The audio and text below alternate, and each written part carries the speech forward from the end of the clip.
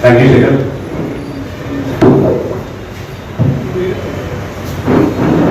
నిజానికి మనం ఎంత దుఃఖంలో ఉన్నా సరే మనుషులు వాళ్ళు మిమ్మల్ని మీరు చెక్ చేసుకోండి, మీరు టీ రాద్దారా అని సార్.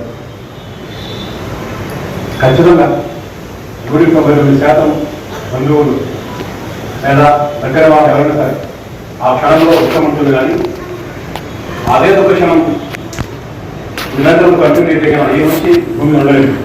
సో దుఃఖం తెరలుగా మాత్రమే వస్తుంది. దుఃఖం మీకు కబలించే క్షణాలు కంటిన్యూస్గా ఉండవు, తప్పకుండా దుఃఖం కూడా వ్యాపిస్తుంది. అందుకే చనిపోయిన వాళ్ళైనా సరే చనిపోయిన బంధువులైనా సరే ఏదో మీద పోతాం, దుఃఖాన్ని ఉత్సాహం చేసుకొని మళ్ళీ రోజు కోసము మళ్ళీ క్షణం కోసం ముందుకెళ్తాం. మా మేము చేసిన పని కూడా అదే. మేము మాట్లాడిస్తున్నామంటే ఒక సంక్లిష్టమైన మనిషి జీవితాలని చెప్పే ప్రయత్నంలో భాగంగా చంద్రశేఖర్ ఆయన పరిచయం చేశారు. మీ అందరికీ కిర్గార్ గురించి, కాఫ్కా గురించి ఏం తెలిస్తే కాసేపట్ల లింక్ కుదురుతుంది అన్నది నాకు తెలియదు. అయితే చదువుకున్న వాళ్ళకి, సాహిత్యం చదివిన వాళ్ళకి, కాసేపట్ల గురించినటువంటి ఏదో డీప్ అవగాహన ఉన్న వాళ్ళకి ఈ నేల మీద ఉన్నటువంటి ఏ ఫిలాసఫర్ని, ఏ ఇతర రైటర్ని చెప్పి ఒక పోలిక ద్వారా మిమ్మల్ని అక్కడ ప్రవేశపెట్టలేదు. మేము వాళ్ళవాడు ఉన్నాడు ఇలాగే అంటే నీ పక్కవాడు ఇలా ఉన్నాడు, నీ పక్క ఇల్లు ఆ ఇల్లా ఉంది, నీ ఊరి ఊరులా ఉంది అంటే మిమ్మల్ని తక్కువ. అయితే మీరు చెప్పే మనుషులు మన ఊళ్ళో కూడా ఈ మనిషి మీకు ఎలాంటి వాడు చెప్పడానికి మేము అనివార్యంగా యూరోప్కి ఎలా చూస్తాను. ఇలా ఏ భావజాలం నడిపిస్తే ఇట్లా రాశాడు, ఏది నడిపిస్తే ఆయన అట్లాగా తన జీవితాన్ని పంచుకున్నాడు అని చెప్పడానికి తప్పకుండా సార్త్ అనే పేరు కానీ, కిర్గార్ పేరు కానీ, జేమ్స్ గ్రాస్ పేరు కానీ, లేదా కాఫ్కా అనే పేరు కానీ మేము చెప్పాల్సి వస్తుంది. అది ఈ పేరును విన్న తర్వాత మనం గుర్తించాల్సిన విషయం ఏమంటే రాజపల్లి వేణుగోపాల్ అనబడే కే వేణుగోపాల్ అనే వ్యక్తి ఒక చదువు నుంచి, పుస్తకాల నుంచి నిరంతరం చదవడమే ఆయన లక్ష్యం. ఆయన ప్రారంభమే ఆయన ఇంట్లో వాళ్ళమ్మ నేర్పించినటువంటి భగవంతుతో ప్రారంభించినాడు. భగవంతుని చదివి భగవంతుని జీవించుకొని అక్కడి నుంచి బయలుదేరినట్టు కానీ వాళ్ళమ్మ భగవంతుడు లాంటి భగవంతుని రాసిన కాళిదాస్ అనే కవి లాంటి కవి కావాలి కానీ చిన్నప్పుడు కోరు అది చాలా పుస్తకంలో రాసుకున్నాడు. సో అట్లా సంస్కృత భాష మీద పట్టుతో, సంస్కృత సాధించేటువంటి గమ్ముతో బయలుదేరి ఇంగ్లీష్ అర్థమే తెలిపినాడు. ఇంగ్లీష్ సాహిత్యంలో, తెలుగులో ఆవరేజ్ రైటర్ ఎవరు చదవని ఇంగ్లీష్ చదివాడు. చనిపోయేంత వరకు కూడా అమెజాన్ నుంచి పుస్తకాలు తీసుకున్న రైటర్ ఆయన మాత్రమే. ఎవరు ఇద్దరు పుస్తకాలు తీసుకుని చదవరు. ఆయన పుస్తకాలు వారానికి కనీసం 2 పుస్తకాలు అమెజాన్ వాళ్ళ ఇంటి వస్తారు పుస్తకాలతో పాటు. అలా నిరంతరం చదవడంలో బాగున్నాడు. అందువల్ల మాత్రమే తన రాష్ట్ర రచనల మీద జనరల్గా చూసే తెలుగు సాహిత్యపు పాఠకులకు అందరి లేదా నచ్చని అర్థం కాని ఒక విధానం ఉంటుంది. అదే గొప్ప అని ఒక మాట తీసేయడం సహజమే. నేను ఆ పని చేయమని అమరని కానీ ఆయన అర్థమైపోయిందని కానీ నేను అనట్లేదు, మేము అందించింది మేము లేదు. అయితే ఒకనొక మనిషి, ఒకనొక రచయిత తన ఊళ్ళో, తన ఇంట్లో మనం అనుకునే మాట అన్నట్టు అనార్థికు అసలు అరాచకుడు, దొరకడు, ఎవరికి అంతగాడు, ఎవరికి సహించడు, ఇవన్నీ కూడా కోట్ అనుకోండి, ఎవరికి వినోడు కావాల్సిన ఇవన్నీ ఎవరు అనే మాటలు ఆయన అమర్చమాను నిజమే ఇంగ్లీష్ కూడా. అయితే అట్లా అవడానికి కారణమైన శక్తులు ఏమి, అవడానికి కారణమైన పరిస్థితులు ఏమి, అవడానికి దాల్సినటువంటి విషయాలేమి అన్నది చూడమంటాడు ఇండియన్గా. ఇదంతా కూడాను తను ఇట్లా చెప్పకుండా ఏ రోజు ఇట్లా నిలబడేసి కాశ్మీర్తో సమానంగా నిలబడేసి తన మిత్రులతోనూ, తన బంధువులతోనూ, తన పాటలతో నిలబడేసి ఇది నేను చెప్తున్నవాడు కాదు. వీళ్ళు అర్థం కాకపోతే పాటలను ఆయన గబాయించి మీరు సోమరి పాటలు అని అనేసాడు. బంధువుల్ని నీకు అర్థం కాలేదా, నా అక్షరం అర్థం కాలేదా, అవుట్కాస్ట్ వెళ్ళిపోయి నా నుంచి నా రానసులు అని చెప్పేస్తాడు. సో అలాంటి ఒక కలుపుతనానికి చేరడానికి సంబంధించినటువంటి కలుపు లక్షణాలు ఎవరిస్తే వస్తాయి, ఎవరు నేర్పిస్తే వస్తాయి, ఎవరో వృద్ధితే వస్తాయి, ఎవరో బలవంతంగా ఇస్తే ఎవరికి వస్తాయి. అరాచకుడే అయితే డిసిప్లిన్ అరాచకత్వం, డిసిప్లిన్ అరాచకత్వం. ఎంత అరాచకంగా డిసిప్లిన్ అంటే ఉంటారు. తిండిలో కానీ, చదువులో కానీ, ప్రవర్తనలో కానీ మీరు చూడండి కాబట్టి ఆయన ఇంట్లో కానీ సిస్టమేటిక్గా చనిపోయిందో శుభ్రం పట్ల ఎంతగా ఉంటుందంటే కన్సర్న్ అంత శుభ్రం ఉంటుంది. అరాజకుడే, డిసిప్లిన్ అరాజకుడు, అది నేను ఒప్పుకుంటాను. అట్లనే ఆయన అసన్నతనాల నుంచి రాసినప్పుడు నేను చీకటి అనే విషయాల నుంచి రాసినప్పుడు ఆ చీకటి ఏంటి? ఆ చీకటి నేను ఇంతకుముందు చెప్పినట్టు ఒక వ్యక్తిగా ఉన్నప్పుడు ఆ వ్యక్తి జీవితంలో ఉండే ఇతర జీవితం చుట్టూ ఉండే పొరలో నుంచి మాత్రం చూడాల్సిన అవసరం నేను అన్నప్పుడు నా చుట్టూ 10 మంది నా చీకటిలో భాగంగా ఉన్నప్పుడు నా చుట్టూ 10 మంది ఎవరు? నా చుట్టూ 10 మంది సమాజమే ఏదో రూపంలో నా చీకటి కారణం అనే ఒక ఆర్గ్యుమెంట్ అనే ఒక సంవిధానం ఆయన రచనలో ఉంటుంది. అది చూస్తే తప్ప కాసిమటి వేణుగోపాల్ వ్యక్తివాదిగా ఉంటూ చేసినటువంటి ఇతరత్ర అన్ని విషయాలు కూడా మనకు అర్థం కావు. నిజానికి ఆయన దాదాపుగా 10-12 నవలు రాశారు. నేను చీకటి మొదటి నవల 98లో, అది 96లో ప్రాంతంలో ప్రారంభమైంది, 98లో వచ్చింది బుక్గా. 96లో ఆంధ్రప్రదేశ్ సీరియల్ అయింది. తప్పన 98లో అది తానా వల్ల అవార్డు ఇచ్చిందని వచ్చింది. తానా వాళ్ళు అమెరికాలో ఉంటారు, తెలుగు అసోసియేషన్, అది అమెరికన్ తెలుగు అసోసియేషన్. అది వాళ్ళు ఇచ్చిన నవల పోటీలో రెండోసారి పెట్టిన రెండో బహుమతి ఆయనకు వచ్చింది. ₹1,00,000 బహుమతి. అంటే రెండో వరుసగా వాళ్ళు జరుపుతూ పోతున్నారు. ప్రారంభించిన 2వ సంవత్సరం వచ్చింది. అది మొదటి బహుమతి వచ్చినాయి. ఆ తర్వాత దిగంతం అనే నవల వచ్చింది. ఆ తర్వాత దిగంతం కాసిమటి వేణుగోపాల్ నవలలో నేను చదువుగా నేను ఏదో వేరు తెలుగు సాహిత్యంలో ఉన్న మహారాష్ట్ర మాత్రం చూసినప్పుడు దిగంతం అనే నవల మాత్రమే కాసిమటి వేణుగోపాల్ రాసిన అన్ని నవల కంటే ప్రామాణికమైంది. చాలా స్టాండర్డ్స్ ఉన్న నవల. ఒక ఫిలాసఫీని సార్స్ అనే జీన్ పాల్ సార్స్ అనబడే ఒక ఫిలాసఫర్ యొక్క సిద్ధాంతం, అస్తివాదం, డిఫెన్స్ సిద్ధాంతాన్ని ఒక తెలుగు రచనలోకి తీసుకొచ్చి ఎస్టాబ్లిష్ చేసిన వాడు. మామూలుగా ఎట్లా తెలుస్తుంది ఫిలాసఫీ ఒక రచనలో అని అన్నప్పుడు ఆ చదివే క్రమంలో తెలుస్తుంది, చదవని తెలుస్తుంది. అంటే ఆ ఫిలాసఫీ ఏం చెప్తుందో ఆ ఫిలాసఫీని పాత్రలేకపోతే తన ఆకలిగుతారు.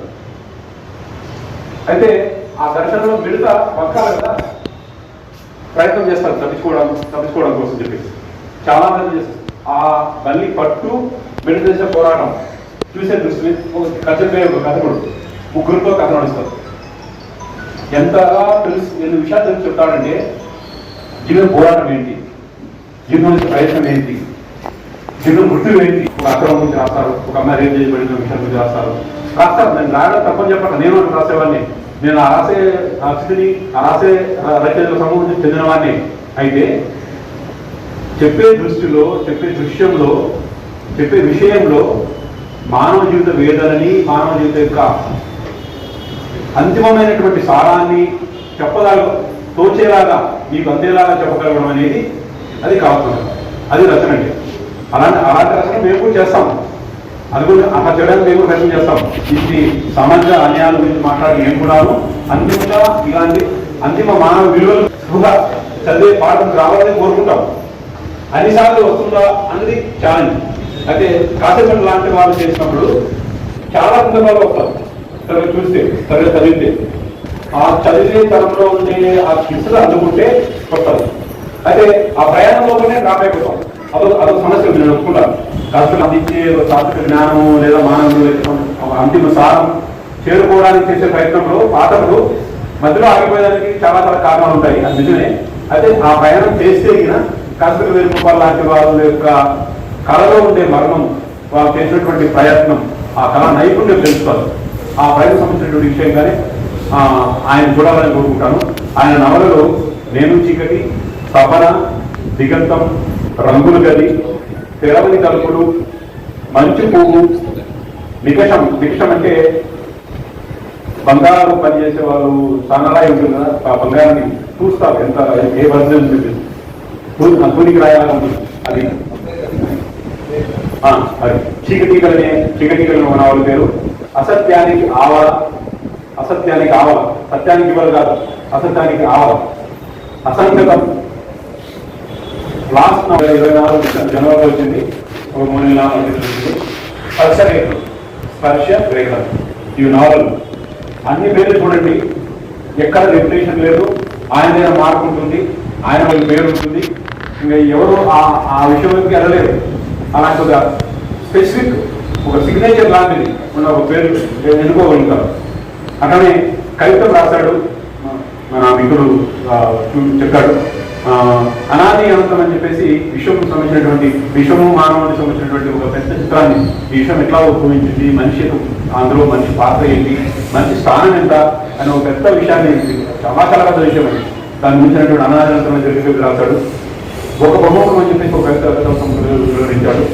అట్లనే మళ్ళీ ఎకరాలని అని చెప్పేసి ఒక కవితా సంపుటి, అది ఆల్మోస్ట్ లాంగ్ పోయిన లాంటిది, అది కూడా వచ్చింది. కథల వరకు చూసినప్పుడు కాశీపట్ల కథల అనే పేరుతో పుస్తకం వచ్చింది. ఘోష అనే పేరుతో కథా సంపుటి వచ్చింది. విషాద ఏకాంతం అనే పేరుతో కథా సంపుటి వచ్చింది.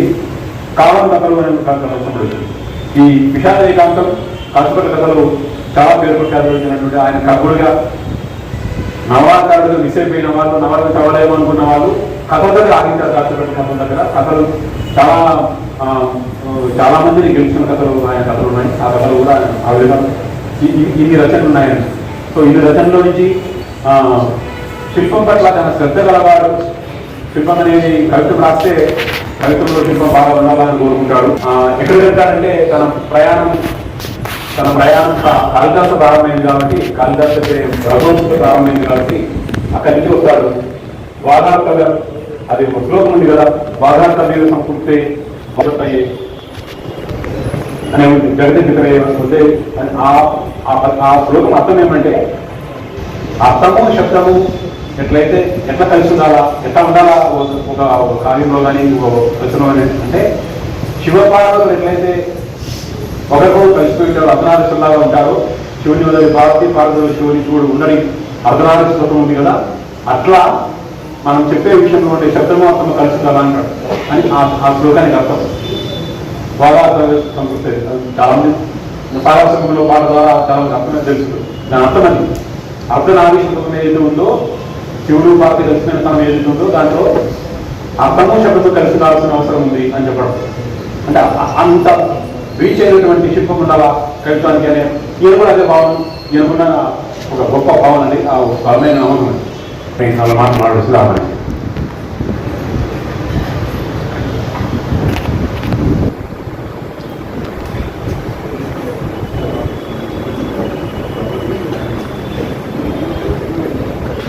అందరికీ నమస్కారం అండి.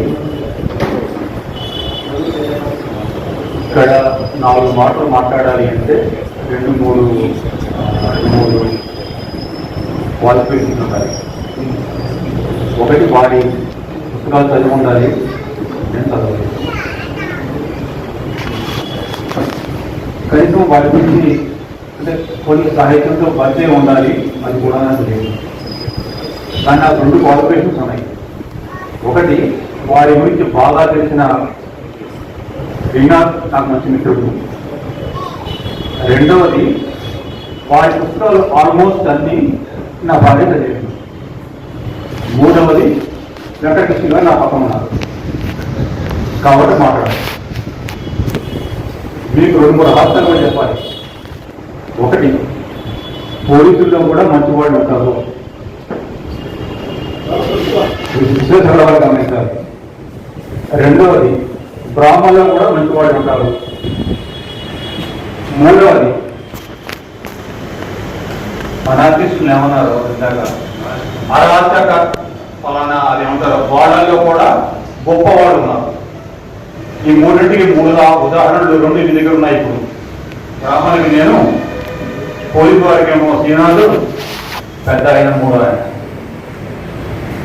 రంగనాయకి గారు లేచిపోయారో లేదో నాకు తెలియదు, కానీ ఫలానా కాబట్టి రంగనాయక ఈ వీరు మాత్రం మన దగ్గరే ఉన్నారు. ఒకసారి అండి మా పొలంలో ఉండగా ఒక ఫోన్ కాల్ వచ్చింది. మళ్ళీ తినాలి సార్ పెద్ద ఆయన మీతో మాట్లాడతాడా అని. దానికి పెద్ద ఆయన లేదు, చిన్న ఆయన లేదు. ఆ అనార్కిస్టులో మేము ఒకటి ఆల్మోస్ట్. ఎవరైనా పెద్ద ఆయన అంటే వారు. ఆయన మాట్లాడారు, నేను పుస్తకం రాసిన మాట్లాడారు, దాంట్లో కొన్ని వార్తలు చెప్పారు. ఆయన చెప్పిన తర్వాత నేను నాతో మాట్లాడాలంటే మీకు ఇంకో పంపరా పడుతుంది, నా భార్యతో కూడా మాట్లాడచ్చు, మన శ్రీనాథ్ భాష మళ్ళీ ఆషాఢం చేయాలి అంటాడు ఆయన. ఒకటి ఉంటే ఒకటి ఫ్రీ అండి, నన్ను పిలిస్తే ఆవిడ వస్తుంది, ఆవిడ పిలిస్తే నేను వస్తాను. మధ్యలో ఇంకో మాట ఏంటంటే, నేను ఇక్కడ కూర్చోబెట్టే బదులు ఆవిడ కూర్చోబెట్టి ఉంటే కనుక కృష్ణ గారు చక్కగా మాట్లాడేది కథ చెప్పేది కాదు. అయితే ఆమె అన్నప్పుడు మిమ్మల్ని ఒకసారి చూస్తున్నామయ్యా అని ఆయన రమ్మన్నాక బయటికి వచ్చాం. మేము 11 గంటలు ఉన్నాం, టైంకి రాలేదు. 2 గంటలకు వచ్చాము. 2 గంటలు వస్తే ఆయన నిద్రలో ఉంటారేమో అని మేము 3:30కి వెళ్ళాము. 3:30కి వెళ్ళినప్పుడు ఆయన బయటకు వచ్చి ఇంటి బయటకు వచ్చారు. శ్రీనాథ్ కూడా ఉన్నాడు, నేను ఆవిడ ఉన్నాం. లోపలికి తీసుకెళ్ళారు. ఆయన అన్నారు, తర్వాత మాట్లాడదాం అన్నారు ఆయన, మీరు 11 అన్నారు, 1 గంట అన్నారు, 2 అన్నారు, 3:30కి వచ్చారు, ఇంకా మిమ్మల్ని రావద్దు అని చెప్దాం అనుకున్నాను. నేను ఒక్కడే ఉంటాను, ఆరోగ్యం కూడా అంత బాగాలేదు, అయినా కూడా మిమ్మల్ని శాంతమని చూసాక చాలా ఆనందంగా ఉంది అని.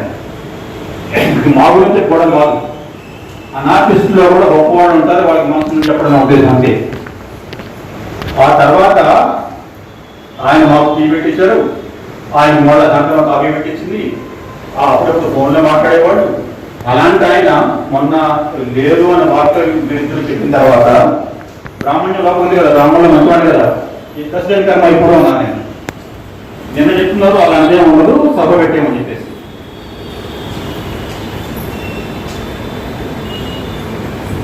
ఏం చెప్పాలండి అంటే, వారి లక్షణంలో చదివిన వాళ్ళు ఉన్నారు, కాఫ్కా గురించి చెప్పిన వాళ్ళు ఉన్నారు, ఇంకా రకరకాల పేరు చెప్పిన వాళ్ళు ఉన్నారు, ఎలా చదవాలో వెంకటేశ్వర గారు చెప్తున్నారు.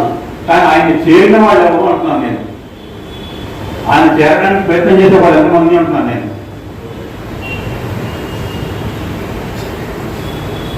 సరే అండి, సీరియస్ అయిపోయినట్టుంది. ఇంత అంటే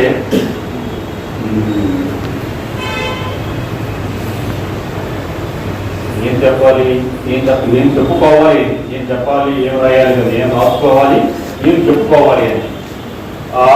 అలాంటి ఆయన ఏం లేదండి. ఎందుకంటే ఎట్లా చదివాను నేను చీకటిని ముందు ఈయన ఎత్తి రాశారట, లేకపోతే ఆయన నవలు వచ్చేది కాదు. మొదటి నవలు రాకపోతే 2 నవలు వచ్చేది కాదు. ఆ నవలన్నీ రాకపోతే శ్రీనాథ్ మాకు చెప్పేవాడు కాదు, నేను వచ్చేవాడు కాదు. వారిని చూసి, అంటే వారికి ఒక ఇష్టం జరిగే ఒక మహర్షిని చూసి, ఒక గొప్ప వ్యక్తిని చూసి, ఆయనతో అడిగాను, మీ పరిచయం ఉందా వార్తలు కదా, ఆయనతో 4 గంటలు గడిపి ఆ క్షణాన్ని ఇంకా నెమడేసుకుంటూ ఆయనతో పాటు ఉంటూ ఉండడానికి అవకాశం ఇస్తాను మీకు పెద్దలందరికీ. Thank you sir. ఈయన పేరు ఉమామహేశ్వర శర్మ, రిటైర్డ్ ఎస్పీ. సాహిత్యం చాలా ఇష్టం వీళ్ళకు, వీళ్ళ రైటర్కి. ఆమె పేరు శాంతమ్మ, చాలా ఇష్టం సాహిత్యం. నేను శాంత పేరుతో ఆరోగ్యం కాదు, అది చాలా ప్రసిద్ధి తెలుగు. నేను కాశీపేట నాకు ఇష్టపడతారు, కాశీపేట అందుకోసం అదే కనుక వచ్చారు హైదరాబాద్ నుంచి ఈ సభ కోసం. అది ఆయన కాశీపేట ఉన్నటువంటి ఆయన పట్ల ఉన్నటువంటి ఇప్పుడు మన ఊరి మధుర కవి, కాశీపట్ల ఫ్యామిలీకి బాగా ఇష్టమైన కవి. వాళ్ళు ఒక అవార్డు ఇస్తే అమ్మన్నప్పుడు ఇయర్గా ఇచ్చారు. అది ఆయన 4 మాటలు మాట్లాడతారు.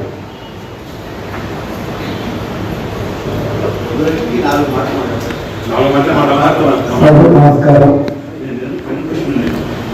కాశీపట్ల వేణుగోపాల్తో నా పరిచయ వయస్సు 50 సంవత్సరాలపై. బీకామ్ స్కూల్లో ఆయన నా క్లాస్మేట్. సెక్షన్ మీడియం ఆయన ఇంగ్లీష్ మీడియంలో చదివారు, ఏ సెక్షన్. నేను తెలుగు మీడియం చదివాను, బి సెక్షన్. అయితే నేను కొంచెం పాటలు కానీ కనుక అందరికీ పరిచయం అయి ఉంటాను. కాశీపట్ల వేణుగోపాల్ ఆంధ్రజ్యోతికి రాసిన ఒక కథలో పాటలు రావాలి కానీ నా పేరుతో కథ రాశాను. కింద చెప్పారు అక్షరమైనటువంటి పురస్కారాల్లో నేను అర్హుడైనాను. ఆలోచన కూడా ఉంటాను చాలా. ఈ ప్రయాసంలో దయానంద్ అని ఒక ప్రఖ్యాత వేణువాదన నిపుణుడు ఆయన ఉన్నాడు. కాశీపట్ల కథలు, నవలలు వీటి కాకుండా గోపాల పదాలు అనేటువంటి దాదాపు 20కు పైగా రాశాడు. తనిఖీల పని చాలాసార్లు ప్రతిమాన అని చెప్తున్నారు.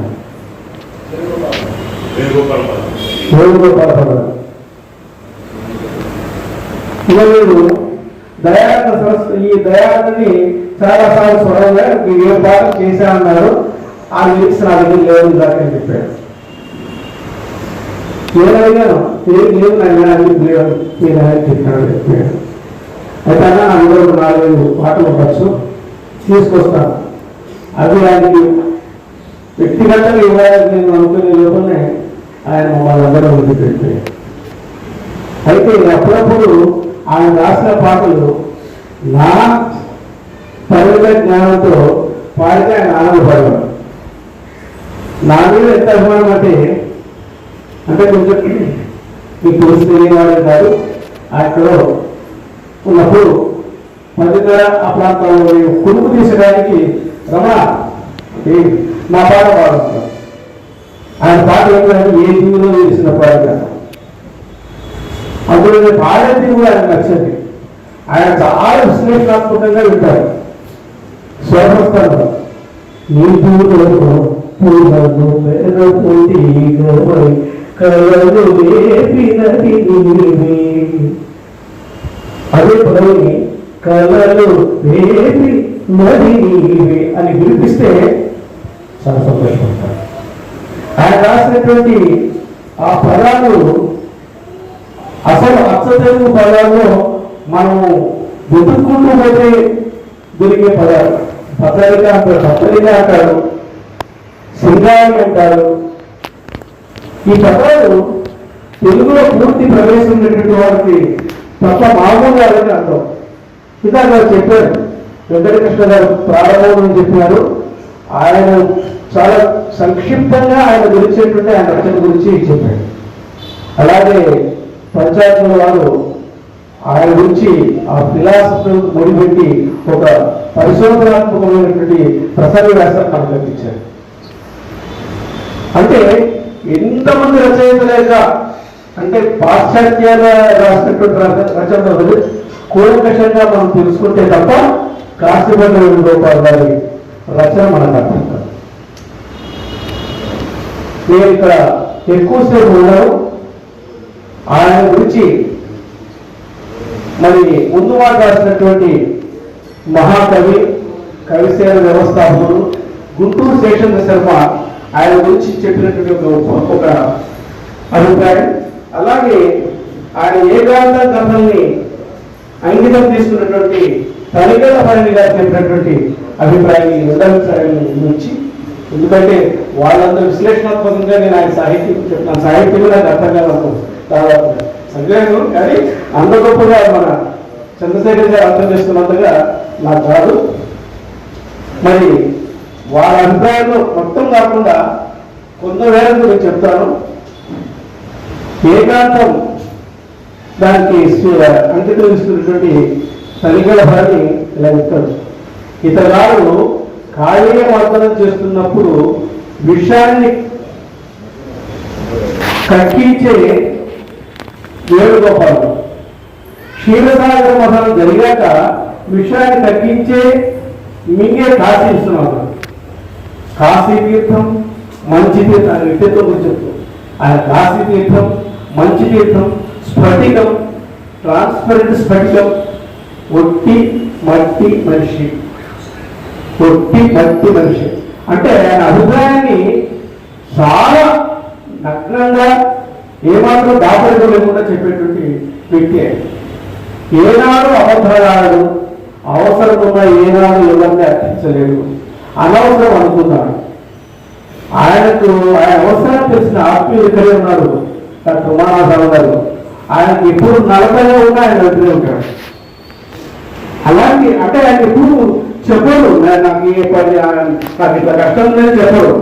ఆయన కష్టాన్ని వాళ్ళే స్వయంగా అర్థం చేసుకొని ఆయనకు సహాయం చెప్పే వాళ్ళలో అగ్రగణ్యుడు ఉమానాథరావు, డాక్టర్ ఉమానాథరావు. వాడు మీసాలు గెడ్డాలు పెంచుకున్న మగశాస్త్రం. పరికల్పనని ఎంత చక్కగా చెప్పాడు. ఏంటి కాసేపటి వేణుగోపాలని ఒక్క వాక్యంలో చెప్పాడు. వారు దేశాలు గడ్డాలు పెంచుకున్న మగ సంస్కృతి సంగీతాన్ని ఆపోసన బట్టి భారంగా వదిలేశాడు. సాహిత్యాన్ని ఆవగా పుక్కిన బట్టి ఉమ్మేశాడు. రాసిన ఉద్గ్రంథాన్ని తగలేశాడు. వేడు ఊదేవాడు, సితార వాయించేవాడు, తబలా దంచేశాడు. వేడుని నిప్పుల్లో, తబలాన్ని తుంగభద్రలో, సితార చీకట్లో తీగలు తెంపేసి చంపేశాడు. ఆంగ్లం, సంస్కృతం, ఫ్రెంచి, ఉర్దూ, సరే తెలుగు మరి ఆయన తెలుగువాడు మరి ప్రవాణ కిరీటధారి. వాడు ఉండగానే 2 పద్మశ్రీలను 10 డాక్టరేట్లు ఇవ్వండి, లేదా వాడు వెళ్ళిపోయాక శిలా విగ్రహాన్ని గది. తప్పుడు నీ విషాద ఏకాంతాన్ని సోక్రటిస్లా స్వీకరిస్తాను. నీకన్నా చిన్న నీ అన్న కనికల భరణి. ఇది కనికల భరణి ఆయన గురించి సోక్రటిస్. ఇకపోతే మరి గుంటూరు శేషన్ శర్మ గారు ఏమన్నారో ఒకసారి చదువుతాను. దయచేసి నాకు కొంత సమయం ఇవ్వండి. నేను చీకటి చదవడానికి దాని చిట్టుప్రతి తెరిచాను. నా అనారోగ్య స్థితి మూలంగా కొంత భాగం అప్పుడు చదివి మరికొంత భాగం మరో చదివి అలా అంచనవాడిగా ముగిద్దామని అప్పటి ఆలోచన. కానీ మొదటి 4 వేలు చదివానో లేదో కరెంటు పాకేట్లు నఖశిఖ పర్యంతం ఆ రచన నాలో పాకిపోయింది. మధ్య లంచ్ చేశానే కానీ సాయంకాలానికి పుస్తకం ముగించాను. రాచకొండ విశ్వనాథ శాస్త్రి కథలు అంటే నాకు చాలా ఇష్టం. ఆయనే తెలుగు కథల్లో పితామహుడు అనుకునేవాడిని నేను కూడా. కానీ నేను చీకటి ముట్టుకున్న తర్వాత కథన కళలో ఇలాంటి రచన ఇంతవరకు రాలేదు అని తెలిసేసరికి భ్రాంతుడయ్యాను. అడుగడుగున ఇంత ఆశ్చర్యాఘాతం, విద్యుత్ ఘాతం లాగా ఆశ్చర్యాఘాతం, ఇంత ఆశ్చర్యాఘాతం కొట్టే రచన నేను దాస్తోవ్స్కీ, తుర్జెనెవ్, చెకోవ్, టాల్స్టాయ్, కామ్యూ, కాఫ్కా, జేమ్స్ జాయిస్, ఓ హెన్రీ వగైరా వగైరా నవలను తిరిగేసిన వాడిని.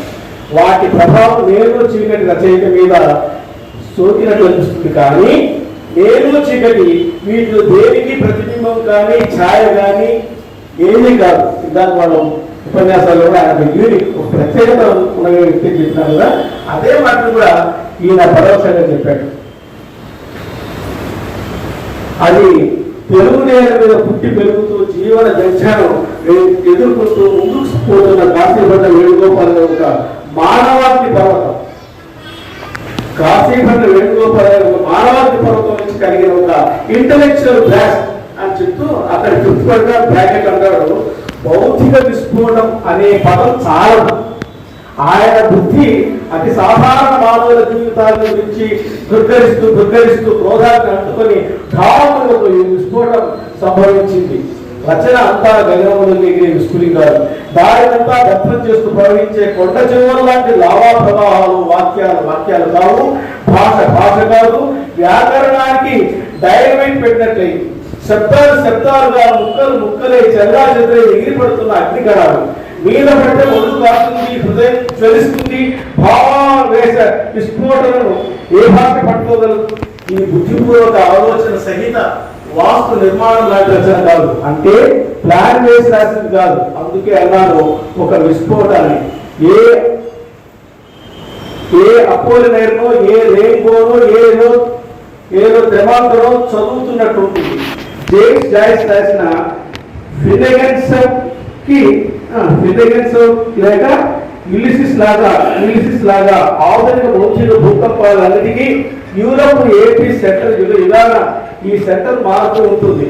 సెంటర్ ఆఫ్ గాడ్ టీమ్ మారుతూ ఉంటుంది. అలా అంటే ఈ పుస్తక విషయంలో దానికంటే అర్థం మరి ఓకే నేను ముగిస్తామనుకుంటున్నా.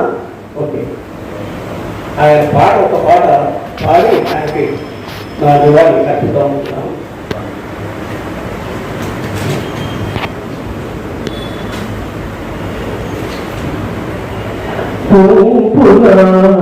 సోంపున సుఖిపోయిన ఎదురుగా మిగుల నీవు పుదాలుప వేణుగోపాల వెళ్ళమని చెప్పు వేణువును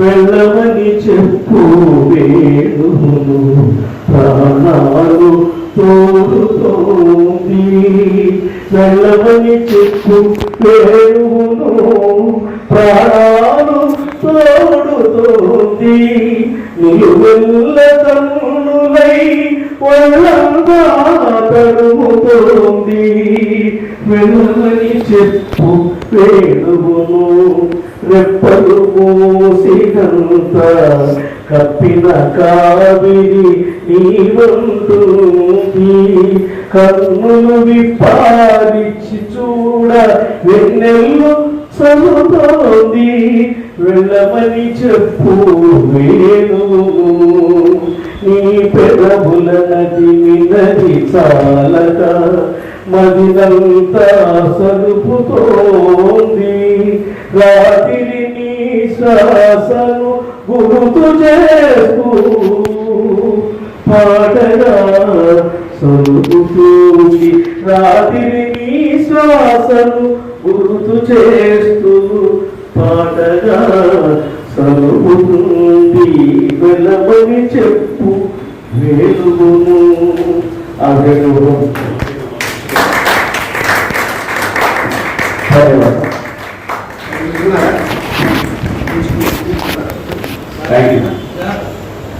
ఈ రోజు ఉదయమే తెలిసింది సార్ ఆయన రాసిన వేణుగోపాల పదాలన్నీ ఉన్నాయి బాహుబలికి వచ్చినట్టు నందిగామ నుంచి మా దగ్గర ఉన్నాయని చెప్పినాడు సార్. దీనికోసం చాలా మంది ఎదుగుతున్నారు. చూడాలి కొన్ని మాత్రం ఉన్నాయి నా దగ్గర 40 లోపల ఉండాలండి. 38 నాకు 2 రాశారు. 38 నాకు కనీసం నా దగ్గర ఎక్కడ ఉండాలి సరే సరే గురించి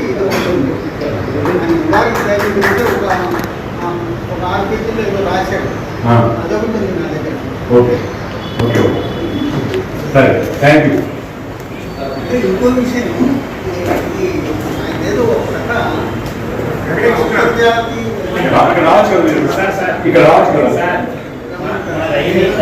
సార్ సార్ సార్ మేము పిలిచాం కూర్చోండి మీరు ఇప్పుడు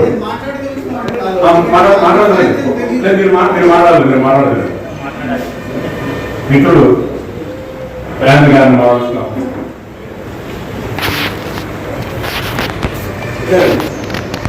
రావాలి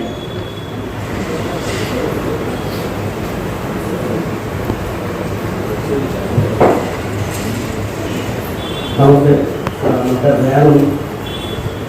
నేను ఏకే స్వాతంత్రం 2004 కృష్ణాపుత్రాలు ఒక 6 భాగాలు అవగతం చేసాము. దానికి లిరిక్స్ రమణేష్ గారు కొంతమంది రమణేష్ గారి ఇక్కడ సార్ పరిచయం గారు సారు సంగీతం మంచి నాలెడ్జ్ ఒకసారి మ్యూజిక్ వల్ల సారు పాటలు ఒక 7 కంపోజ్ చేసిన 4 పక్క చేసిన 3 స్కెల్టాలు. అంటే ఈ వెళ్ళమంది కూడా నేను చేస్తే కాబట్టి వేరే రకంగా చేస్తున్నాను. సార్ హిందుస్థాన్ మ్యూజిక్ మంచి ఇది సార్ నాట్యంలో కూడా పరిచయం సార్కి.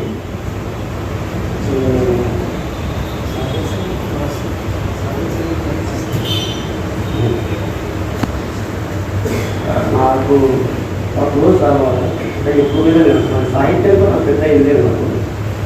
నాకు సంగీతం రాగానే ఎక్కువ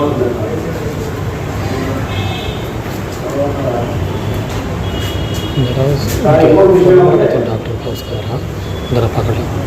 దానికి టేస్ట్ వేరే అయింది. నాకు గంటకాలం ఇచ్చినట్టు ఇష్టపడేవాడు జానకి ఇష్టపడేవాడు. వెబ్సైట్ సింగర్ దానికి సింగర్ కూడా హిందీలో ముబారక్ బేగం గులాబుల్లోత్రా నూర్జహాన్ సురయ్య వీళ్ళతో ఎందుకంటే లతా మంగేష్కర్ ఇష్టపడారు కదా. మనకి లతా అంటే చాలా ఇష్టం కదా.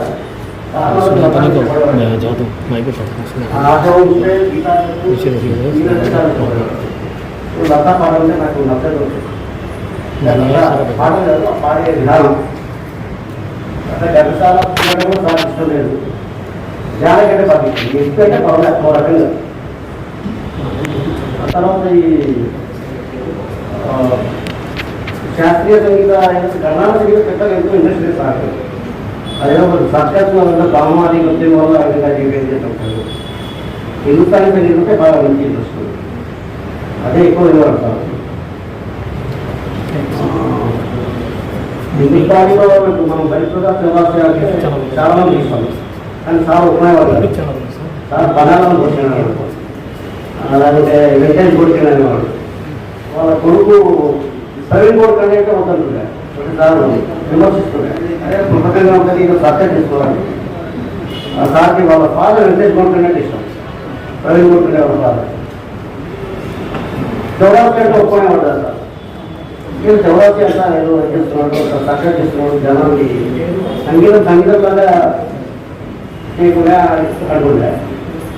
పద్నారావు ఘోషు, రఘునాథ్ సేఠ్ సార్ దేశం వేరే దొరికారు, అందరి దేశాలు కూడా ఆ విషయంలో పునరుతులు అంటారు. సితార్ రవిశంకర్ ఒప్పుకునే పడ్డారు. వినాయక్ ఖాన్, ఉస్తాద్ రైస్ ఖాన్, తర్వాత మన సరోజ్ అంజలాడి ఖాన్ అంటారు. కానీ ఆయన సరోజ్ అజయక్బర్ ఖాన్ ఇష్టం సార్కి. అంటే కిషోర్ ఏమంటారు, కల్పనా వేరే ఉంటారు. పెద్ద పాపులర్ కాదు, కానీ సార్ వాళ్ళే ఇష్టం. చాలా డిఫరెంట్ టేస్ట్ సార్. పాపులర్ అయిన వాళ్ళతో సర్కస్ చేస్తారు, వాళ్ళ రకరకాల జనరంజకంగా వాళ్ళు సంగీతాన్ని ఇచ్చేస్తున్నారు. సార్ సంగీతం మంచి నాలెడ్జ్ ఉంది వాళ్ళ సార్కి. ఎక్కడ బాగా నేర్చుకోలేదు సార్, శుద్ధమాడిపోయి చాలా బాగుంటుంది చేస్తారు. రాగాలు బాగా గుర్తుపట్టేవాడు. ఫర్ ఎగ్జాంపుల్ మా ఇద్దరికి రాగాలు సంగీతం మీద ఎక్కువ చర్చలు. నేను సాహిత్యం పెద్దగా ఎదురే నాకు సాధారణ బుక్కులు కూడా ఒక 2-3 జరిగిన కొద్దిగా కంప్లీట్ జరగలేనా. ఇంకా డీప్ అనేది నాకు నాలెడ్జ్ సాహిత్యం నేను సాహిత్యం కూడా అంతే. ఇంకా సంగీతం చదువుకుంటుంది. తర్వాత నేను ఈ ఫిలాసఫీ హేతువాదము ఈ కార్యం కూడా మాట్లాడాల్సి నీకు ఎదురు రావాలి, సంగీతం రావాలి పెద్ద అనేది సంగీతంతో నేను చేస్తుంటాను. చూడలేదు అనమాట. ఆ ఇమోషన్ చెప్పాలంటే సార్లు నాస్తికుడు యాక్చువల్గా చెప్పేవాడు, దేవుని నమ్మకం. కానీ వారి ఇంట్లో ఇంతకైనా తాళపత్ర గ్రంథాలు ఉన్నాయి. ఒకసారి తాళపత్ర గ్రంథాలు నేను మా ఫ్రెండ్ అయితే గ్రంథాలు చెప్పి మా ఫ్రెండ్ జాతీయ అయిపోతుంది ఉంటుంది సార్కి. తర్వాత నాస్తికుడైనా ఈ పోతన భాగవతంలోని కృష్ణుడిని బాగా లవ్ చేస్తే ఐ మీన్ బృందావనంలో ఉండే కృష్ణుడు, దానికి కృష్ణుడు కాదు, బృందావనంలో ఉండే కృష్ణుడితే దానికి బలవాన ప్రేమ అంటే 7 రూపాయల రాసుకుంటారు. కాకపోతే నేను 7 కంపోజ్ చేస్తాను, ట్యూన్ చేస్తాను. నేను భద్రపతి లిరిక్స్ కూడా నాకు గుర్తుకొస్తాను. అంటే రొటేషన్ దాంట్లో రాసి పెట్టుకుంటూ టైం పాస్ చేస్తాను. ఇక్కడ అనుకున్నాం కానీ ఇవాళ నేను పేరు దానిలో పేరు మొత్తం ఉంటే నేను చేసేవాళ్ళు.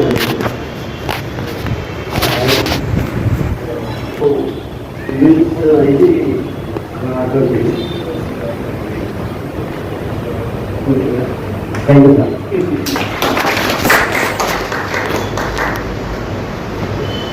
మేము ఉపన్యాసకుల గురించి అవి ఆలోచించినప్పుడు దయానంద్ గారిని ఎందుకు అనుకున్నామంటే ఆయన ప్రపంచం సంగీత ప్రపంచం. ఆయన సంగీతాన్ని ఇష్టపడతాడు, ప్రాక్టీస్ చేస్తాడు, నేర్పుతాడు. ఆయన ప్రవృత్తి రీత్యా ఆర్టిస్ట్ కమ్యూనిటీ అంటే ఉద్యోగం చేసేది. ఇతరత్ర ఆయన సంగీతంతో ఉంటాడు. అందుకోసమని కర్కట వేణుగోపాల్లో ఉండే విలక్షణమైన సంగతి ఏంటంటే రచయితగా సాహిత్యాన్ని విశ్వ సాహిత్యంలో నుంచి తోడుకొని అక్కడి నుంచి నిలబడి మాట్లాడతాడు. సాహిత్యంలో. ఆ సాహిత్యంలోకి ఆ సాహిత్యం అనేటప్పుడు సంగీతాన్ని తెస్తాడు. సంగీత సాహిత్యాన్ని కలగలిపి రాసే రచయితలు కలిగి ఉన్నారంటే నాకు తెలిసి నేను చదువుకున్న గారికి చాలా చాలా తక్కువ మంది ఉంటారు. వాళ్ళు కాస్త వేణుగోపాల్ ఖచ్చితంగా ముందుంటారు. నెంబర్ 2 చెప్పడానికి ఒక సాహిత్య రచన చేయడానికి మేమంతా సామాజిక భూమికి మీద నిలబడేసి సిస్టమ్ గురించి మాట్లాడతాం, వ్యవస్థ గురించి మాట్లాడతాం.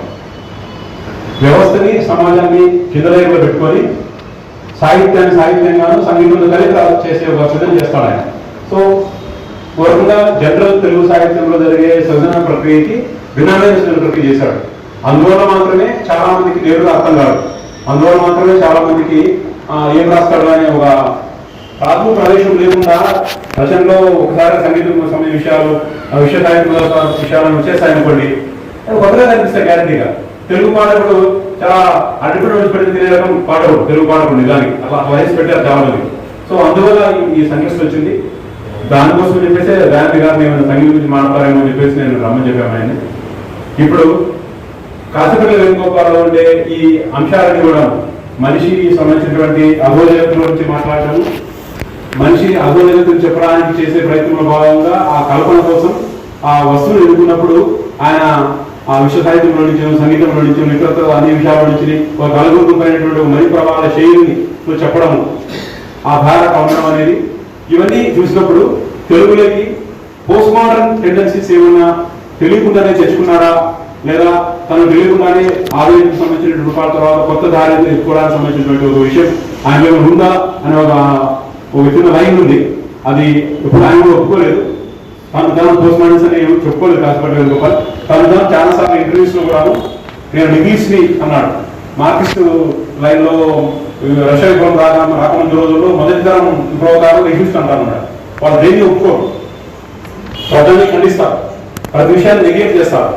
అట్లా కాశీపల్లి వేణుగోపాల్ 2 ఇంటర్వ్యూస్ లో నేను ఇంగ్లీష్ అనేది చెప్పుకున్నాడు.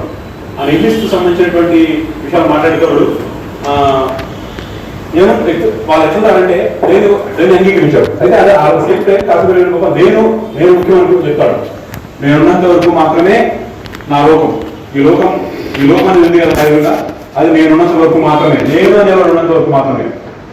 నేను అందుకోసమని పుస్తకాలు విగ్రహాలు అనేవి అన్నారు కదా, నేను చనిపోయిన తర్వాత నా విగ్రహం కంటే మాత్రం ఏం ప్రయోజనం అయ్యా, ఆ విగ్రహం ఏం ప్రయోజనానికి వస్తుంది, ఆ విగ్రహం మీద కాకి రెట్టేయచ్చు, ఎవరైనా తెలియని చెప్పుదని వేయచ్చు, లేదా ఇంకేమైనా జరగచ్చు. సో నేను లేనప్పుడు నాకు జరిగే సత్క్రియ కానీ సన్మానం కానీ దుర్మార్గం కానీ ఏం ప్రయోజనం ఉంటుంది నా మీద అనే తరహా వచ్చేవారు. అందువల్ల ఉన్నప్పుడే జీవితం, ఉన్న ఎదురుగా ఉన్నప్పుడే జీవితం, ఇప్పుడు ఉంది జీవితం, నా జీవితం బాగుండాలి, నేనున్నాను కాబట్టి ఇది అనుభవించాలి, నేనున్నాను కాబట్టి ఇది ఇట్లా ఉంది. సో నా వరకు నేనున్నప్పుడు మాత్రమే నా జీవితము, కాబట్టి తర్వాత జీవితం నా జీవితం కాదనే ఒక అది ఉంది. పుస్తకాలు వదిలిపోవడము లేదా లెగసీ వదిలిపోవడము నమ్మకాలు లేవు ఆయనకి. సో ఇట్లా మానవ సమాజంలో విలువలన్నింటినీ కూడా రద్దు చేసేసి ఈ విలువలు నాకు అవసరం లేదు అనుకునే వాళ్ళు నిద్రిస్తూ, అంటే మనం నమ్మే మౌలికమైన విషయాల్ని ఇవి విషయాలు కాదు, ఇవన్నీ నాకు ఏం సంబంధించిన విషయాలు కాదు అనుకోవడం అనేది ఒకసారిగా దాన్ని చూసినప్పుడు రద్దు చేసుకోవడం, మన తనదాన్ని రద్దు చేసుకోవడం లాంటిది. అది ఒక నెగిటివ్స్ మాత్రం చేస్తారు. ఆ మేరకు నెగిటివ్స్ నేను అనుకుంటా అతన్ని అదొక వివేక్ ఎవరు కావచ్చు. నేననే భావం నశించిన తర్వాత, నేననేవాడు నశించిన తర్వాత ఇంకా ఏం జరుగుతుందో నాకు అనవసరం లేదు నాకు అనే ఒక ఫిలాసఫీ అయింది. అప్పుడు నా శరీరమే కాదు, నా పుస్తకం కూడా ఏముండదు కదా. నేను వర్ణిస్తే నేనుండదు, నా శరీరం ఉండదు, ఈ శరీరం రాసిన పుస్తకం ఉండదు. అప్పుడు ఆ ప్రవర్తనకి దానికి సంబంధించిన దీనికి ఏం ప్రయోజనం? ఈ సభ ఆయనకి ఇష్టం ఉండదు. నేను అనుకుంటా, నాకు తెలుసు కాశీపల్లి వేణుగోపాల్ ఈ సభ నిమిత్తం జరుపుకుంటున్నారా, మీకు పిచ్చుతామంటాడు గ్యారెంటీగా. సో ఈ టెండెన్సీ నాకు తెలిసి ఒక నిగీస్వానం చేయగలదు. అయితే ఈ సందర్భంగా ఇతర విషయాలు మాట్లాడడానికి ఏదైనా శుభాషిని వస్తే మాట్లాడడం ఆహ్వానిస్తుంది.